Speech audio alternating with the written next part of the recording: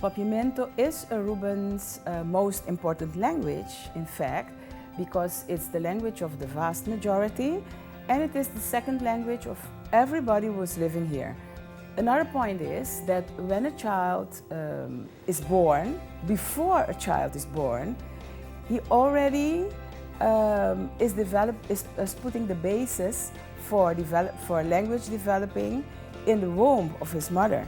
That means that even an unborn child is connected with the language of the mother, the voice, the sound,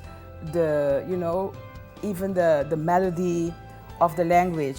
The first language he hears is the language of his family, the mother, the father, the children, and everybody in his surroundings.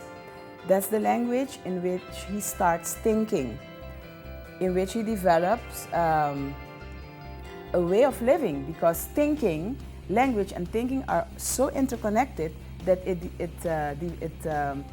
determines even your identity. So we are trying to raise that awareness by giving all kinds of, organizing all kinds of activities with presentations, with explanations, information, etc., for the people to know, to be aware, and to be conscious about what their language really means.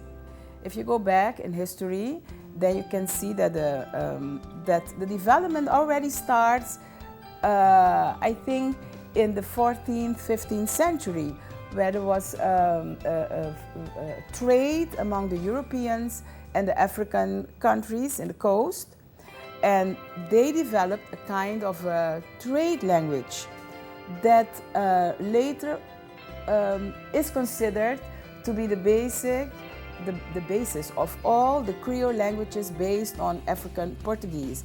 It's already a very old language that could exist, that could develop, especially through colonialism, even that it has to be eliminated. And that was the start of the struggle for Papiamento to be recognized and to be accepted as the language of this community. It lasted almost 200 years before it became official. That happened 10 years ago here in Aruba, that on the 21st of May, it at last became one of the official languages of Aruba.